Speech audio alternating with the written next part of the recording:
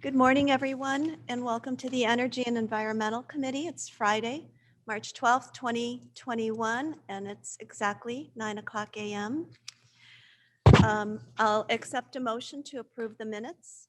Oh, I'm sorry, roll call, please. Wonicky. Here. Allen. Caius. Caius present. Molina.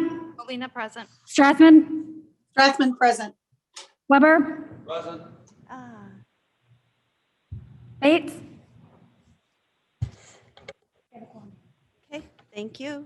Now I'll accept a motion to approve the minutes. Caius move. Molina seconds. Okay, moved by Caius, second by Molina. Any discussion? Any changes? All in favor? Roll call. I have a question. Oh, I'm I have sorry. a question. Who is This this? is Tom. This is Tom Copey. I'm sorry. Oh, am I good in the morning, wrong Tom. Sure, go ahead. Is this transportation? Oh boy. I can't. Is this- understand. No, Is this transportation? no. No, this is energy and environment, Tom. Oh, okay. I'm sorry. I wanted to join the energy. Sorry to bother you all. I'm so Well- sorry. You're welcome to join us if you'd like. I'm here. Thank you. I'll be Okay. listening in. All right. Solar. Okay, let's see, roll call, please. Allen. Allen, aye. Caius. Caius, yes. Molina. Molina, yes. Strathman. Strathman, yes. Weber. Yes. Wonicky. Yes. Thank you. All right, moving along, we have environmental, and I'll let Jody present Arnold Schramel. Thank you. I'm glad to hear Mr. Copey is online because this was one of his recommendations and suggestions at Ag Committee, that we have somebody come and talk to the E&E Committee about potential options that the county could proceed forward with some solar projects. And Mr. Schramel of Progressive Solutions has worked closely with Mooseheart and Fox Metro on some similar projects, and we're excited to hear from him today. So thank you, Mr. Schramel, for attending. Yes, thanks for inviting me, and I understand the chairman wasn't able to make it today, but when I talked to Chairman Bates, we also worked with the Fox Valley Park District on doing some solar on some of their rooftops. So she asked me if I could give a quick update on what's going on with the FEJA Act, which is different than the CJ Act being proposed. But can you move to slide 2, please? I wanted to give you a quick update on the Future Energy Jobs Act, which was actually a legislation passed in December of 2016. The Future Energy Jobs Act's primary goals were to reduce energy consumption and increase power generation from renewables. It was a very large bill. The 3 primary components were: 1, to strengthen and expand renewable portfolio standards to ensure stable, predictable funding for renewable development. The money was approximately 180 to 200, growing to $220 million per year for incentives that included wind, large-scale solar, rooftop solar, and community solar. That was one piece of the legislation. Number 2 was to substantially expand the energy efficiency programs for commercial, industrial, and residential customers. In the ComEd area, the ComEd is spending approximately $350 million a year in funding energy efficiency programs. And they have it broken down into buckets for residential, small commercial, large commercial, and industrial. For the first time, the bill authorized ComEd actually can earn a rate of return on these investments. In the past, there was always a conflict. Utilities weren't big fans of energy efficiency because it lowered their revenue. So this model turned that around. So now ComEd can earn a rate of return on investments in energy efficiency, but they also have penalties. They need to achieve at least 21.5% energy efficiency improvements by 2030. Otherwise, there's financial penalties. And the last part of the law was it instituted the first legislatively mandated nuclear subsidies in the nation for Exxon's Quad City and Clinton nuclear power plants, which is approximately $150 to $200 million a year. It was a large bill. It had a lot of other components, including job training, low income, special carve-outs for environmental and social justice communities. There's also circuit breakers in there, price caps to make sure that the amount of money consumers are paying does not explode. And there was a goal, it wasn't mandated, but there was a goal to have 25% of all the electricity in Illinois come from a renewable source. Although it doesn't look like that goal is going to make it right now. If we can go to the next status. So one of the things we've been working on with a lot of our customers, can we go to the next page, please?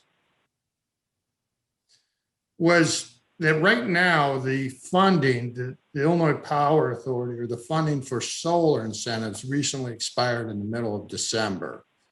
And like a lot of renewable energies, without the incentives, it's very marginal if these projects. The Illinois Power Incentives definitely put a lot of projects over the top, where not only can you get green energy, but it's also cheaper than buying power off the grid. But as late December, all the buckets or grant money was empty. There is approximately $300 million of funds still available. But one of the things in the original FEJA Act was all the money had to be spent by May 1st of 2021. What we believe is going to happen is the legislature in Illinois down there right now is going to push that deadline out a couple of years. And if that happens later on this year, the Illinois Power Authority will make funds available again. And that's why we're talking to like Kane County and a lot of our customers today. So even though there's not funding available today, it's good to start looking at things today because we believe there's going to be funding available towards the end of the year. And you want to be ready, you want to have your sites picked out, some of the preliminary work done up front, because we believe the funding is going to go quick in the second round. So if you wait to start to later in the year, by the time you're ready to submit an application, all that grant money might be already used up. But as part of what the FEJA Act did is the Illinois Power Authority was given the responsibility to allocate that funds. And they allocated the funds in three large buckets. The first was community solar. And community solar is really designed for residents and small business who can install solar on their own roofs for a variety of reasons. The roofs are old or they got too much shading. But these are for residents who still want to have solar. So essentially what happens is fields are built. They're generally 8 to 10 acres large. And then different residents or small businesses can subscribe to those solar fields. That's why it's called a community solar field. The second big part of the program, they named the adjustable block program. And this is solar built on a customer's premise. So it could be built on a residential rooftop, commercial rooftop, or on an adjacent property to a facility that people don't think they'll need for the next 15 to 25 years. Again, when that program opened up, there was a lot of demand for it, but there's plenty of money in the program. But that money is also all been used up. And the last carve out was called Illinois Solar for All. That was specifically money dedicated to low income communities, nonprofits, public facilities, and environmental and social justice communities. And that program had kind of a slow start, but it again, like all the other programs, they've also used up all their grant money. So one of the things I was talking with Chairman Bates about was the potential for community solar on some of the Kane County Forest Preserve land. And we got talking about it, and it's still a potential that should be looked at. But part of the things that happened with community solar was it was way oversubscribed in the first round. There were 919 applications submitted to the Illinois Power Authority. Only 112 were selected. So only like 1 in 8 were selected. In addition, almost everything that was selected was a large 2 megawatt size field, 3.5 million annual kilowatt hours that uses 7 to 10 acres of land. And some were even collated where 2 fields were almost like right next to each other. In addition, because the amount of energy produced on these fields required hookups into pretty high voltage ComEd transmission lines, most of those fields were built within a mile of an existing transmission line. So they didn't have to spend a lot of money for interconnects. And also, almost all these fields were located in what's called rural greenfield area. Now, the Illinois Power Authority and a lot of stakeholders were actually disappointed there was not more diversity in the community solar fields. So they actually changed the rules going forward, which I'll just discuss on the next slide. But again, the adjustable block program. Is there a question? The adjustable block program is not oversubscribed and open, but all that funding has been used. Again, the large projects were first used and the residential bucket was the last one empty. So going forward on slide 5, this is the Illinois Power Authority going forward. Again, when funding is renewed, right now the funding is out, but we anticipate the funding will be renewed sometime this summer. If we can go to the next, what they're going to do going forward for community solar, and this is stuff we were talking about, potentially forest preserve land and stuff like that. For instance, if they have 100 new applications come in, they're going to sort those 100 applications and force rank them into townships based on density. So the projects with the highest density will, the first quarter of the projects with the highest density will get 3 points. The next 25 will get 2 points. Third will get 1 point, and the lowest will get 0. So what the Illinois Power Authority is trying to do is get more of these community solar fields built in urban/suburban environments moving forward. And what they're going to do is create a point system. So if you're building one on a rooftop in an urban area, you're going to get 3 points. If you're building a community solar out in Western Illinois in a very rural county, you'll probably get 0 points. So what we do believe is going to happen here in the next round is most of the community solar fields will be built in much more urban/suburban locations. And if we go all the way down to number 5, another important thing is the smaller projects are also going to get awarded more points. Under the existing one, almost again, all the projects were 2 megawatts and some were even co-located. So essentially they were 4 megawatts. So it's one of those things that, like when Kane County, we're talking about it, we should definitely look at what the potential sites are, but knowing that this is the points scheme that's going forward, start understanding if, hey, if it's in rural Kane County, it's probably not going to make it. If it's more in the urban parts of Kane County, then it has a much better chance of getting accepted when there's funds available. Now, our recommendations, going to slide 6 for Kane County is, again, even though there's no funding available today, we believe there's funding going to be available later this year, is really to start reviewing your properties today. Is there property near your courthouse, your judicial center?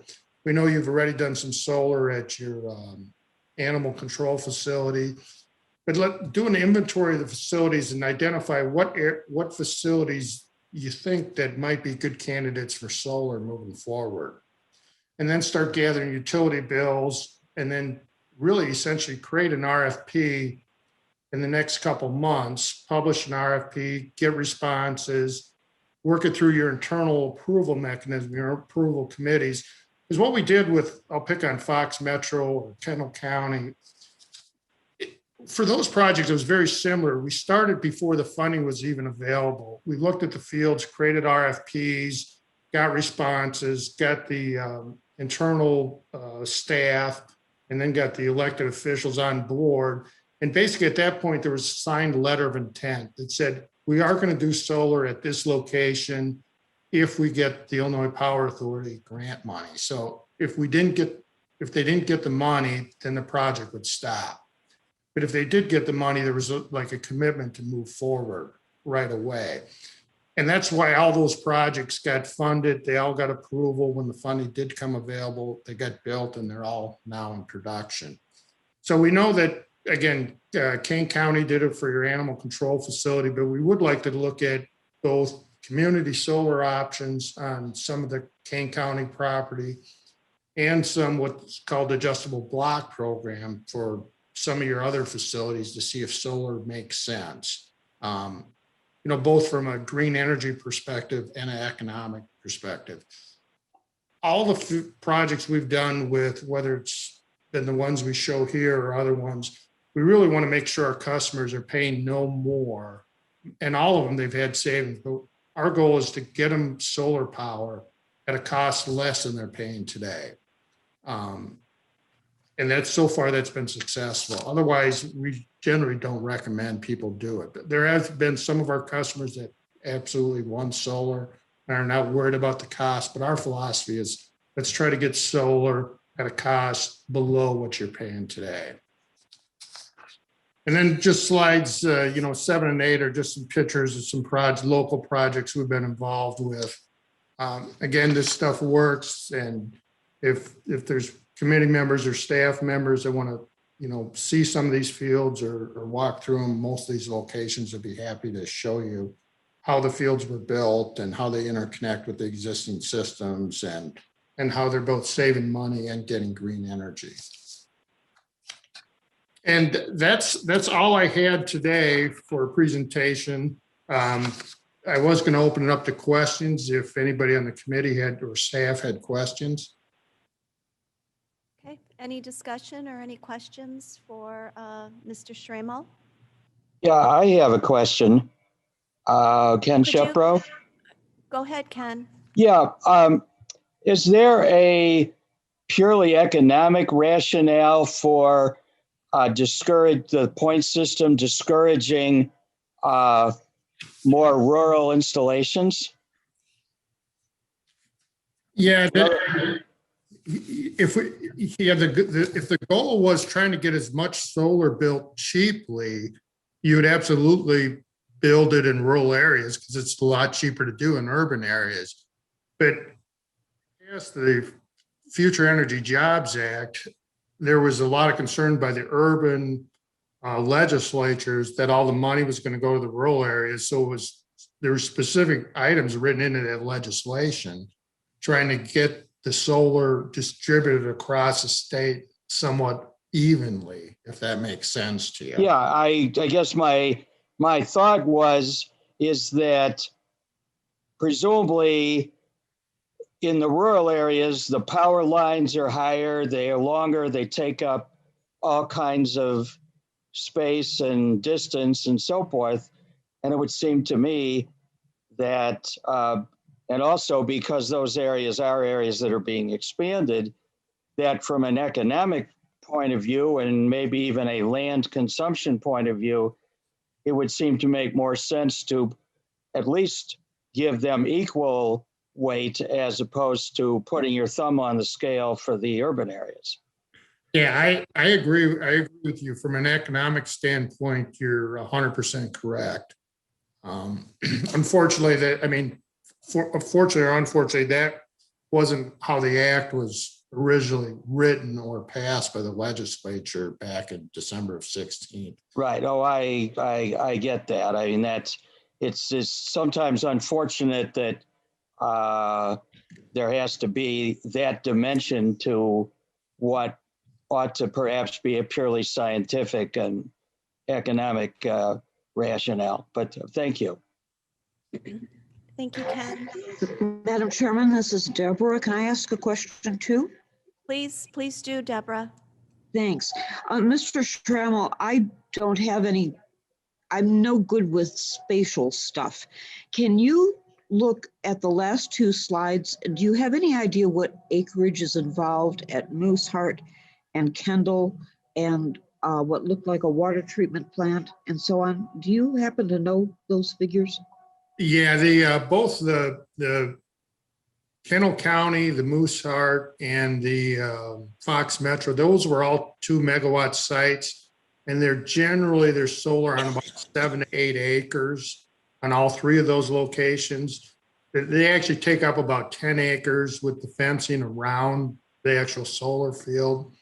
So 10 acres is a good rule of thumb for 2 megawatts.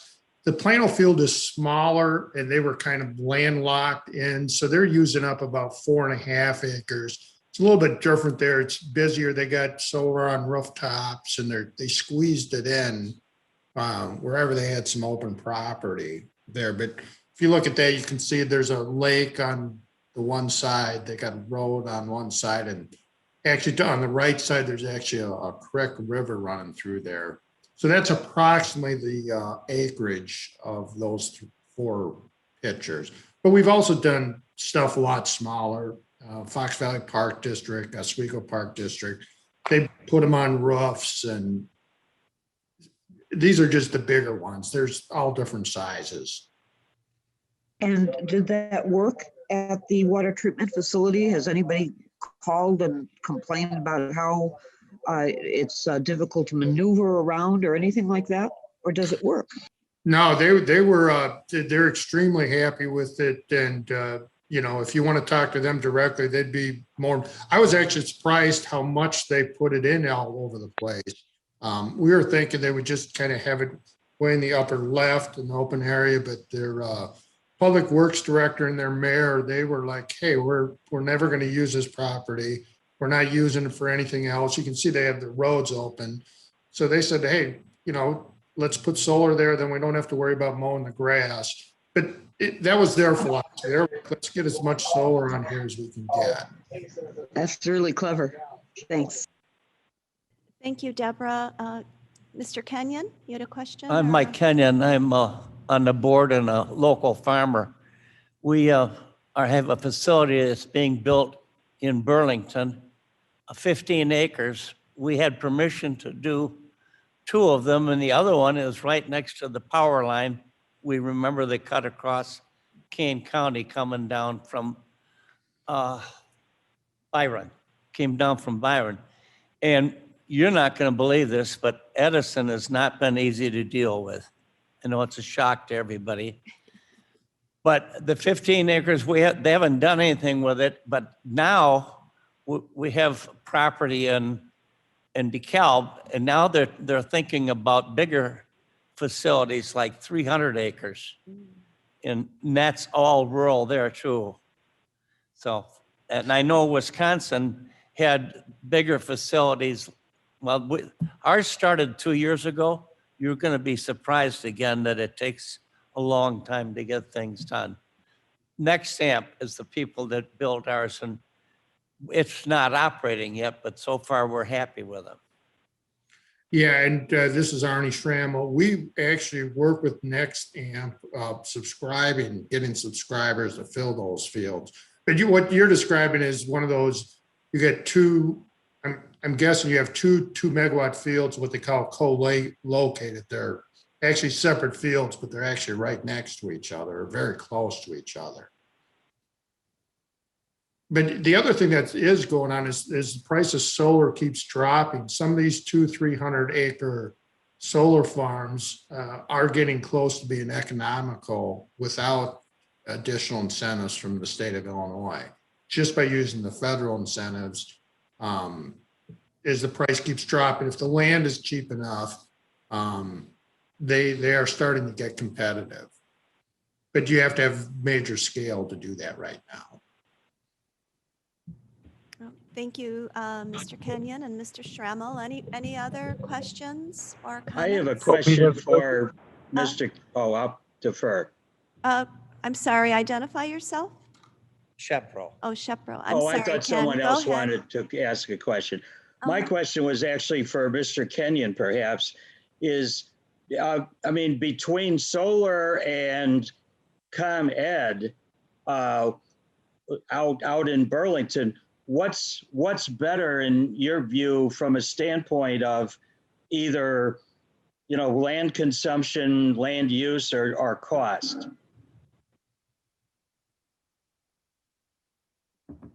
Well, when ComEd came through, they were very fair when they didn't even condemn it, but they paid us, they leased the land.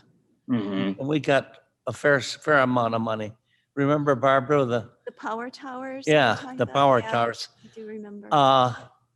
But some of my friends, they say, well, we don't like those solar panels. We don't like what they look like. And I said, get used to it. Mhm. That's the future. So we get $1,000 an acre per year to put solar panels on a farm. And you can't make that with normal crops. So they're easy to work with, and we've been paid 2 years now, and they haven't done anything. I mean, made any money for themselves. Thank you. Question. That's very, very interesting. Tom, is that Mr. Copey? Hi. Yes, ma'am. Thank you.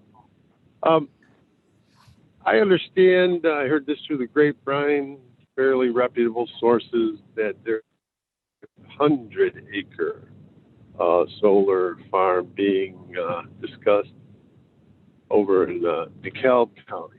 Now, two questions to that is,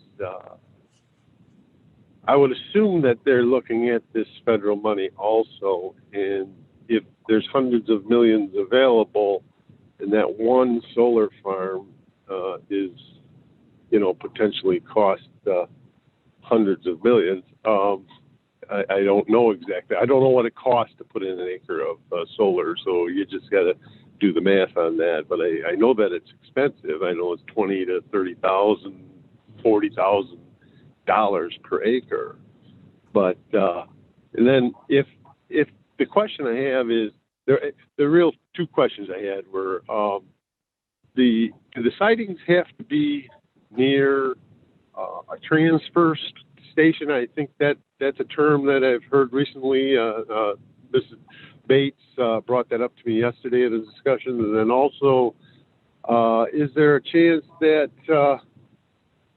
the field, no pun intended, it will become saturated?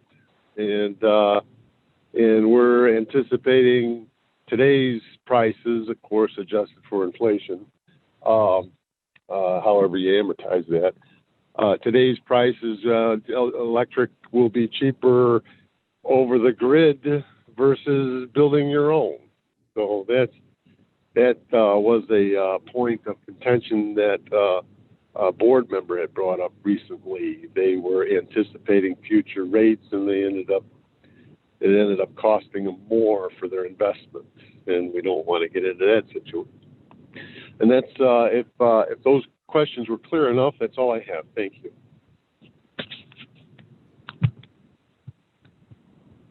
Okay. Yeah, this is Arnie Schrammel. I mean, right now, if you can build, and I'm biased on this, I got solar on my own personal roof, we got solar in our office, but we also have a lot of customers with solar. If you can do solar on your roof or on a property next to you, you'll absolutely save at least 15 to 20% over what you're paying today.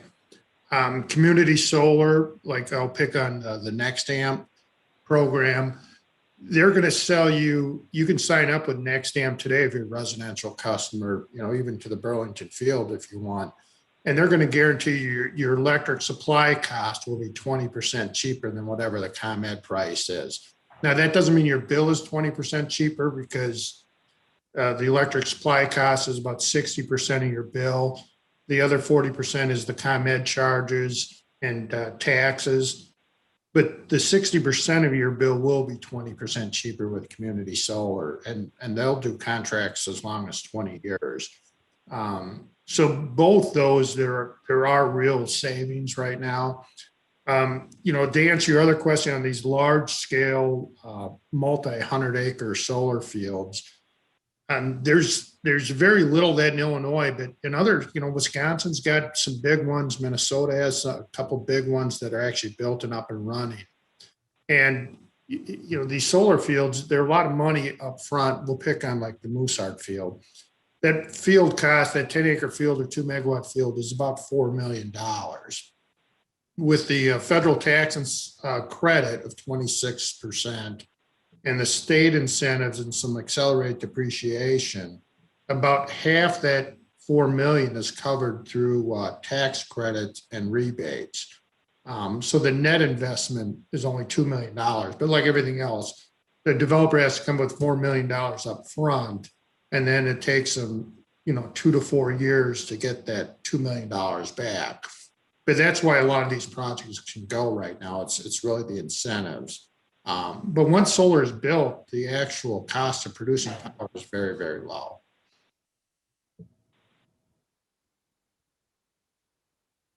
Okay, any other questions? Thank you, Tom and Mr. Schrammel and Ken and Mike. Mike has one more comment. When I look around the county, it's too bad we can't put these on our abandoned landfills.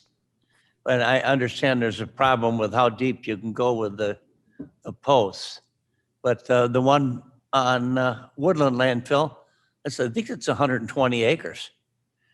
And it's closer to the sun too, because it's it's 100 feet in the air, and it's just grass. So, and it wouldn't, you could make it useful. You could have pictures on there or something like that. Thank you, Mr. Kenyon. Yeah, well, All right. Madam there- Chairman. Yes, I just- go ahead. Go ahead, I Ms. know- Allen. Thanks. I know this is far-fetched, but I was involved in a meeting where a gentleman said that he had a detention area and he needed a helipad.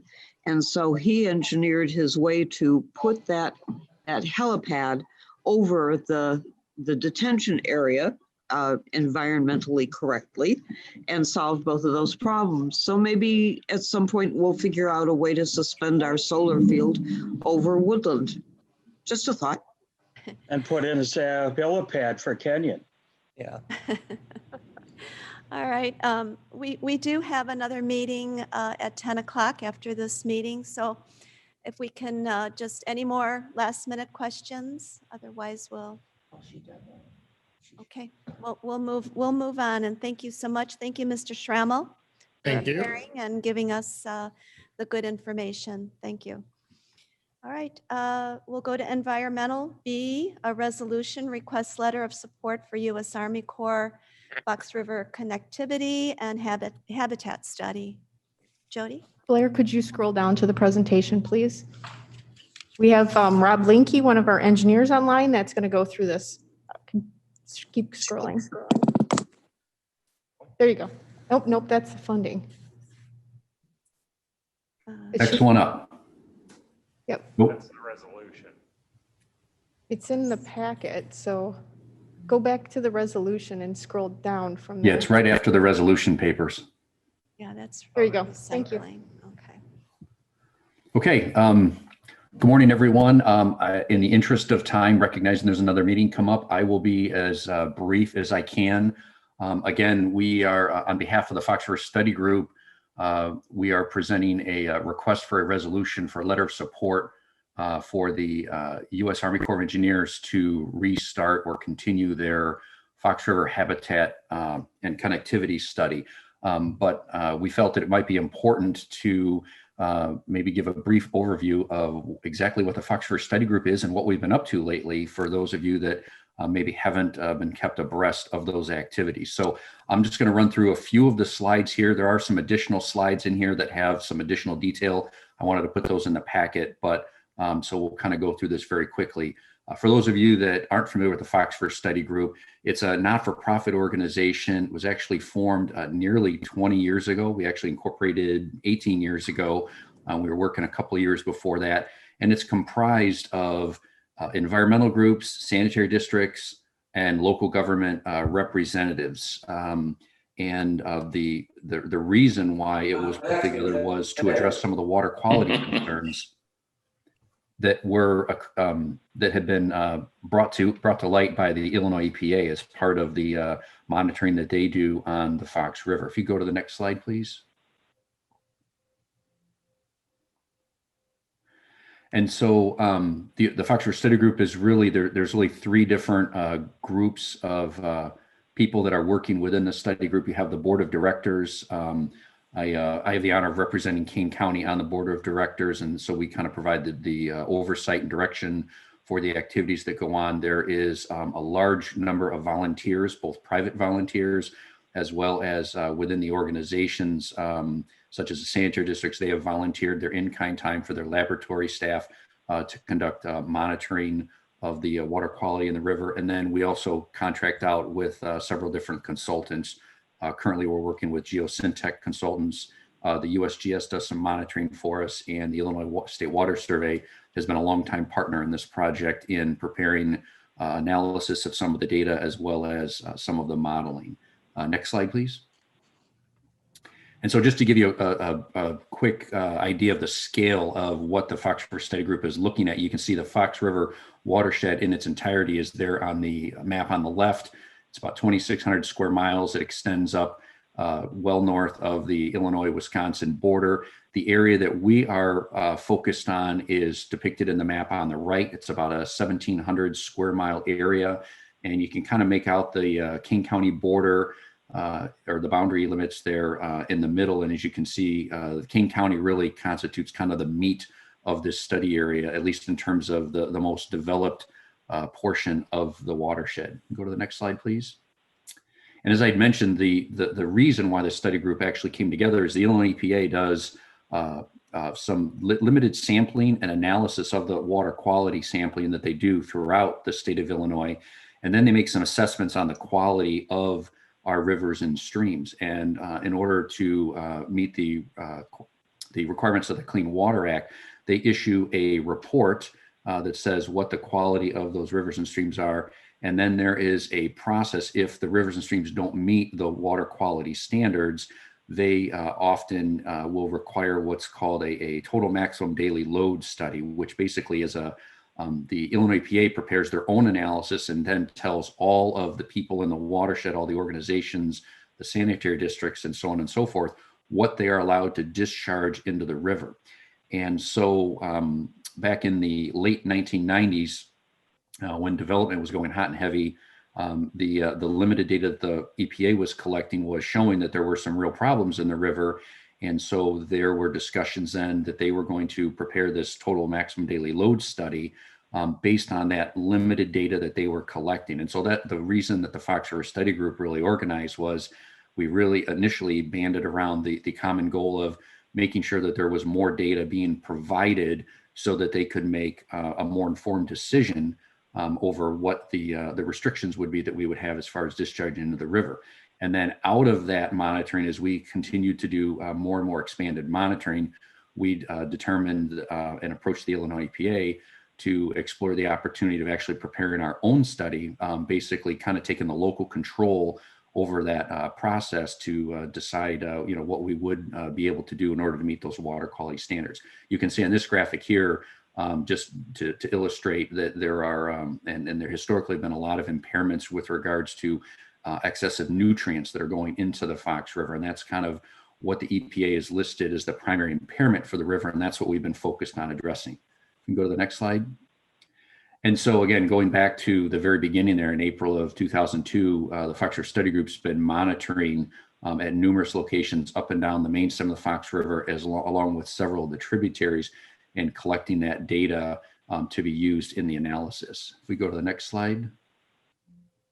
We've also partnered with the USGS, and we're actually funding some additional detailed monitoring that they're doing at the upstream end of the study area, which you saw there on the watershed map. And this is basically to collect some detailed information on the water quality, specifically looking at the algae and chlorophyll A concentrations that are coming out of the Fox Chain Lake. So this really gives us a better understanding of what the boundary conditions are, what we have to deal with that's coming in at the top end of the watershed.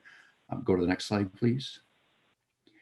And we've also done a lot of intensive low flow monitoring during periods of drought, such as in 2012, and then in 2016, we were back out and mobilized. And this has really been a tremendous effort, getting out, folks going out and monitoring very, very early in the morning to try to pick up that water quality data. We know that the dissolved oxygen, which is depleted by the algal production, which is driven by the nutrients in the stream, that those things all happen early in the morning. So we had volunteers out collecting this data. If you go to the next slide, please. And so by collecting that additional data, we worked with the Illinois State Water Survey to take the data that the EPA has, all of the monitoring that we've been doing, and to prepare a water quality trends analysis. And this is a document that is available online for anybody. There's some good graphs and tables and charts for the general public to kind of get an idea of what the overall quality of the river is. And generally speaking, things have been getting better, particularly when we look at nutrients. So you can see there in the chart, it shows that we've had between a 20 and 25% reduction in total phosphorus and dissolved phosphorus. And those are really great milestones that we've achieved. But in order to meet the water quality standards defined by the Clean Water Act and to meet some of the other recommendations that the state of Illinois is being asked to make through the nutrient reduction policies, we have to reduce the nutrients substantially more. And so that's really where the Fox River Study Group comes in. If we go to the next slide, in preparing this plan, doing the additional analyses and looking at what can we do in the watershed and what combination of scenarios can we implement in order to meet those nutrient load reductions. And so, for example, you can see here, we're looking at the impacts of removing the dams, changes to the wastewater treatment plants, the impact of the non-point source pollution, the stormwater that runs off of our urban landscapes, the runoff that comes from the undeveloped or agricultural areas. If we go to the next slide, please. We can skip ahead, please. And so the modeling is really done to kind of fill in the gaps in the data. We have all this snapshot of these water quality samples that are taken up and down the river, and the model allows us to basically put all those together and then look at those different scenarios and see what combination is going to be the most cost effective for the watershed as a whole moving forward. We can go to the next slide, please. And so currently we're working with Geosyntec. The Illinois State Water Survey had initially developed the modeling protocols and methodology. And again, that started way back in 2007. Since 2018, we've been working with Geosyntec. Limnotech had done some analysis for us. And basically what it is it's kind of a long-term process where we're refining the models and making them more and more accurate to be able to give us better confidence in the recommendations that we can pull from those results. Go to the next slide, please. And the modeling that's done, it's basically broken up into 3 separate parts. There's a watershed model that looks at what happens on the landscape when it rains and does that analysis. And then that data is fed into a model of the actual Fox River itself, where within the in-stream of the Fox River, we look at the hydraulics and then what's happening with the water quality as far as the nutrients and how that affects the algae production, and which then impacts dissolved oxygen. We'll go to the next slide.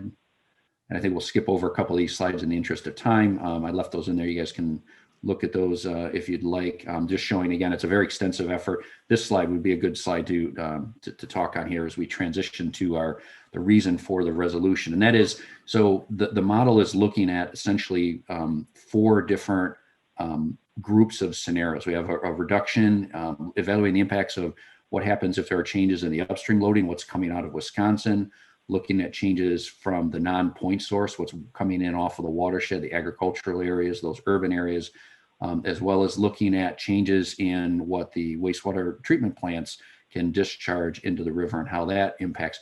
And then the last thing is looking at the impacts of changes to the river itself as defined by the dam. The dams have basically divided up the river into a series of interconnected or cascading bathtubs, particularly as you go through the Kane County area.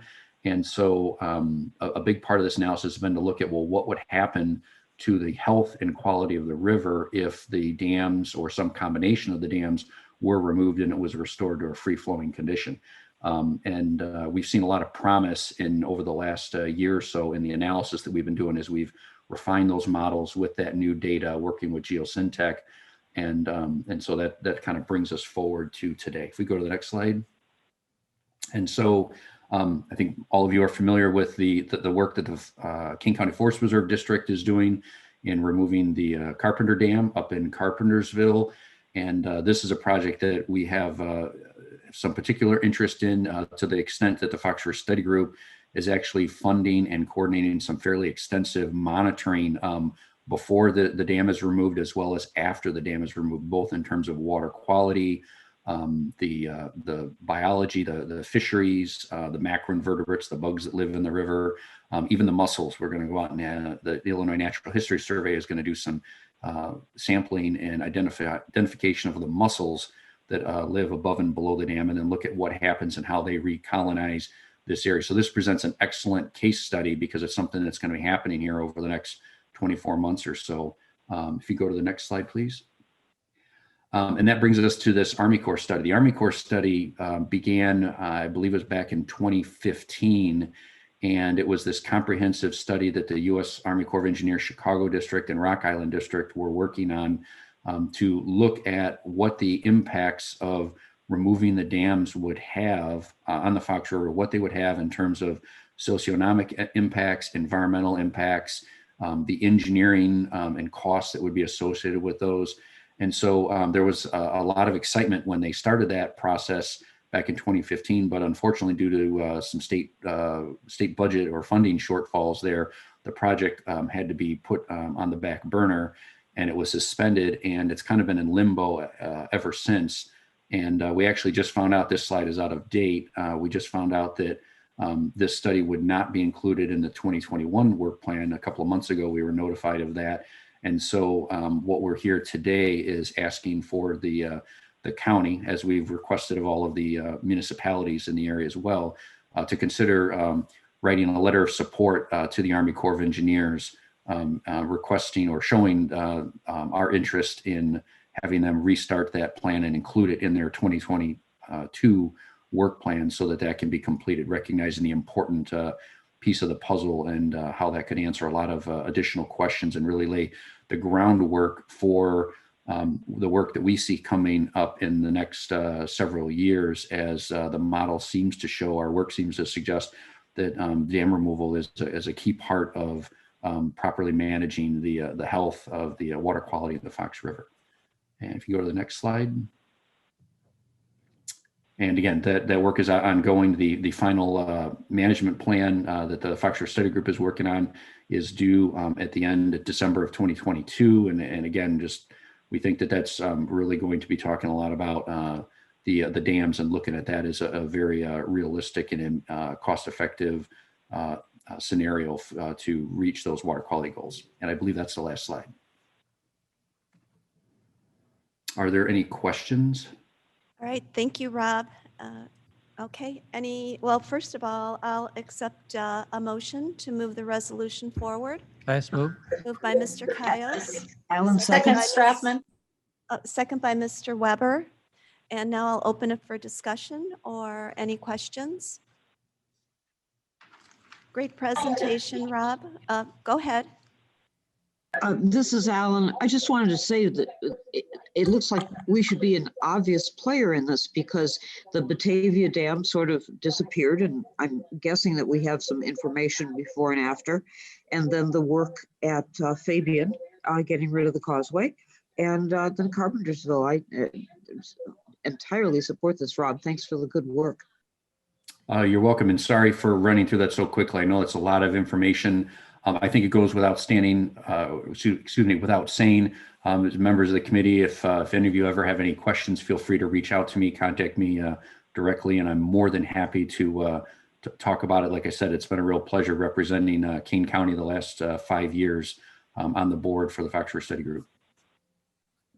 All right, thank you again, Rob. All right, we'll do roll call. Alan, Alan, aye. Caius, Caius, yes. Melina, Melina, yes. Strathman, Strathman, yes. Weber, Yes. Warnicki. Yes. Thank you. Thank you all. All right, Jody, we have C. Could we actually skip ahead to recycling and solid waste? We have Christina on the line to answer any questions. Go to Jennifer Jarlin for that one first, if you would. Absolutely. All right. Thank you. Sure, Thank you. you're on. Yes, Christina's got to jump off at 10, so I just wanted to have her here. I don't have a presentation today. This is the ordinance that we brought to the committee last month for your review with the red line and the clean version. What you have before you today is the resolution to amend it as we had previously shared, and you have a clean copy also attached in your agenda of what you are approving there. So we just need to pass this resolution or put it for the vote, please. All right, thank you, Jennifer. Christina, you have the floor. I just wanted to say I'm here to answer any questions that you have. So I know you guys are running behind on your agenda, so go ahead and I'll answer questions if you have them. Okay, thank you. I'll accept a motion then to amend the ordinance And that would be King County Code, Chapter 11. Molina moves. Okay, moved by Melina. Do I have a second? Allen seconds. Okay, second by Deborah Allen. Any questions for Christina or Jennifer, or any discussion? Okay, oh, hearing none, we'll do roll call. Allen, Allen, I. Tobias, Yes. Molina, Molina, yes. Strathman, Strathman, yes. Weber, Yes. Warnicki. Yes, Passes. all righty. Thank you. Blair, if you could go back to the sustainability and recycling budget discussion item. Thank you.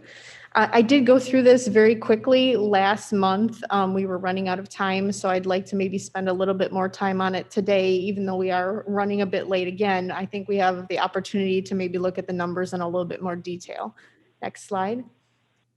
I think you can probably jump 2 slides. Next slide. Thank you.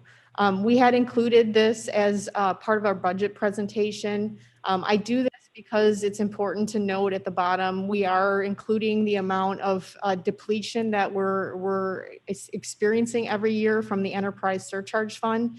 The anticipated 2021 depletion amount jumped up significantly because of the Mr. Rickards' projections on the interest rate this year. And so the loss, because much of the funding that we're seeing that is rolling over year to year, we're using that fund balance and the interest that's generated from that fund balance. So the more we deplete the account, the less the interest is, and it's kind of a vicious circle. So we want to make sure the county board is aware every year when we come through for budget that we continue to deplete the fund, and we're giving you an exact figure as well as an estimate. So had the interest rate for 2021 been estimated at the same as it was in 2020, the depletion amount would have only been $60,000. So we are making headway on our overhead and expenditures in this fund, but it still is a losing battle. Next slide, please. The cost share drainage and Mpds is the other item of discussion under our budget. The Mpds and our Clean Water for Kane are entirely funded from the riverboat. And so I've included this slide as well, so you can see where those items fall in our budget. Next slide, please. So to talk about recycling and sustainability income sources first, I've listed all the items that fall under that 650 and are under recycling and sustainability. So starting at the top, we have haulers fees. We actually increased that fee in 2019. So we are seeing more revenue from that. It went up from 4,000 to 16,000. So we're getting about 12,000 more per year into the Enterprise Surcharge Fund as a result of the hauler fees increasing. Our electric charging station is basically an offset cost. We receive $500 in revenue, but it costs us about the same to run those charging stations. Same with household hazardous waste. There's a cost to the program, but the municipalities and the townships participating in that program are offsetting that cost. So the revenue is offset by the cost, so it's basically a net zero. We have the investment income. That's the interest rate that I was talking about. It varies from about $20,000 to $60,000 a year in the fund balance of the Enterprise Surcharge Fund. We have about $5,000 in miscellaneous revenue. And then a large portion of our revenue is coming from the riverboat. You see 96,000 coming for recycling and sustainability. And then the 65,660 was actually reduced to 60,979 for FY 2021. And that was that reduction in the contract with USGS for our Fox River gauges. Next slide, please. So expense-wise, the detail in that 650 fund, expense-wise, we have salaries in there about $130,000. Again, that household hazardous waste is basically a net zero. It's pretty close to offset by the income. The countywide recycling program that's run by Ms. Jarlin, $14,000. We have a landfill consultant to review the IEPA reports that come back from Waste Management yearly to ensure that they're meeting our requirements. That's a yearly cost for that, and the reports are ongoing for the landfill closure until it's final accepted, and there's not currently an acceptance date for that. Our EV charging stations, this is funding that we have reserved for the replacement of our EV charging stations and or new stations that are established around the county. We have collection event costs in the order of $20,500. The Fox Valley Sustainability Network receives $1,000.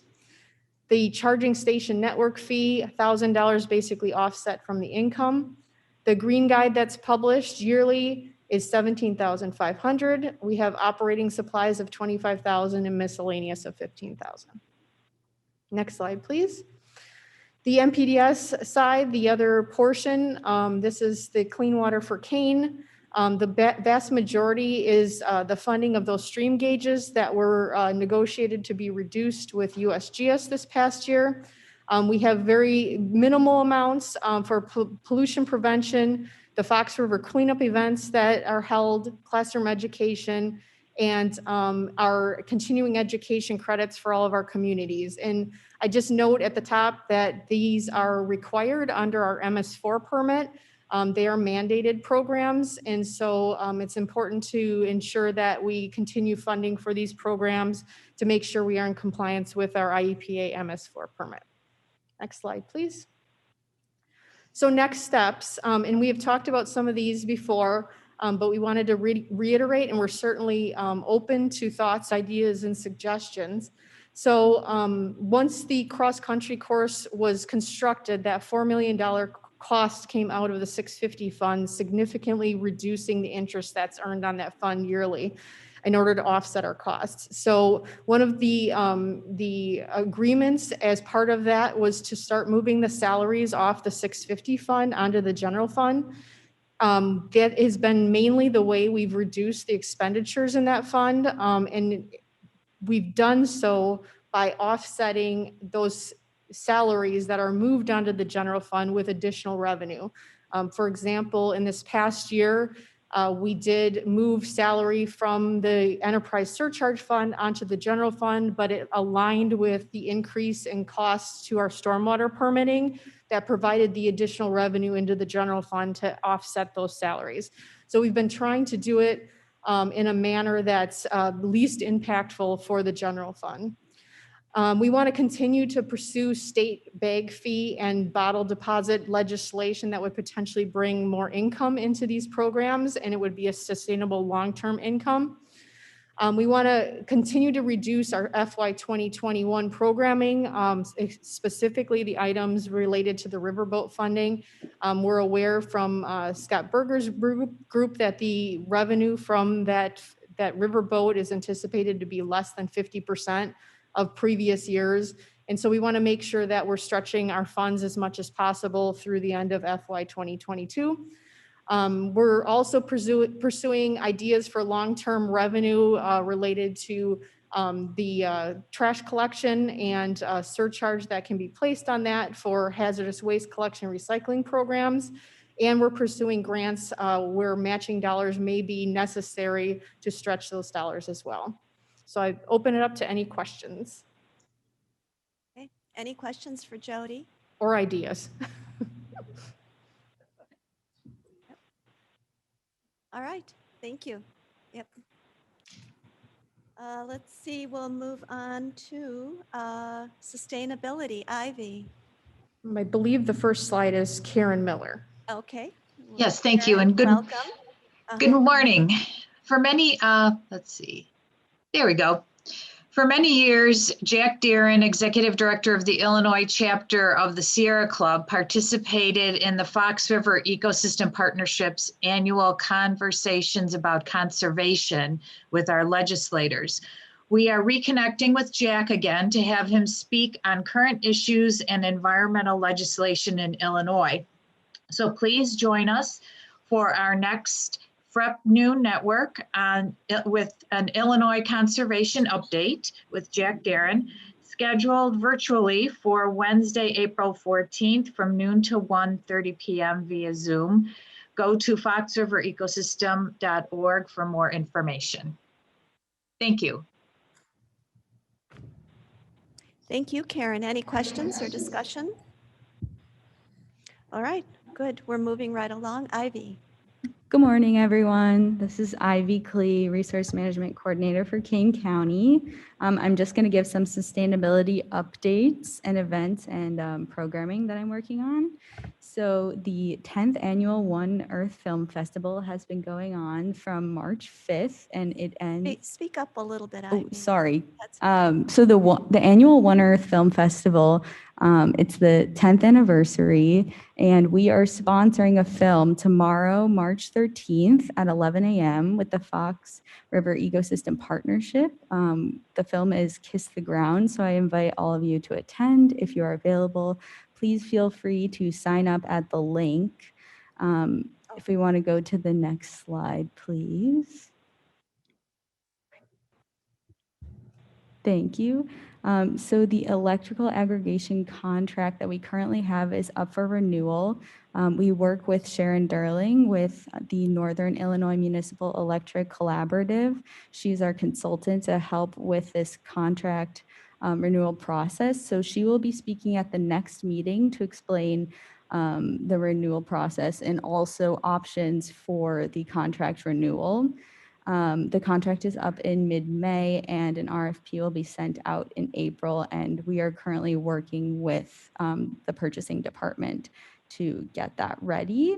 And Sharon also sent an update on our current savings program from the electrical aggregation program. So the update for March 2021, the ComEd rate for energy is climbing to 7.463 cents per kilowatt hour, and our fixed county rate with AEP Energy is 6.37 cents per kilowatt hour. So our savings program is doing awesome right now.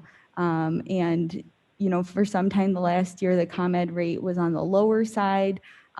So there has been a recent spike, which has caused our savings program to have more success. And there's really no way to project future trends. So next slide, please. And then my last item today, I just want to share a fun event that will be happening in April. Chairwoman Bates and I will be working on a Countdown to Earth Day series for the month of April. We will be working with Kane County Connects to put out a public educational campaign and outreach initiative to promote Earth Day with Earth Day celebrations within Kane County.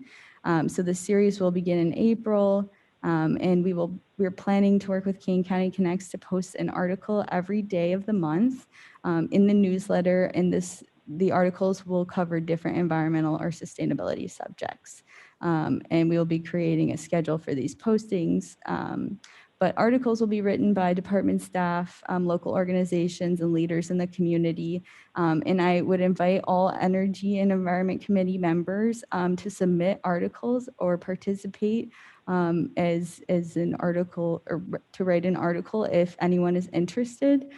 Please feel free to reach out to myself or Chairwoman Bates if you're interested in writing an article.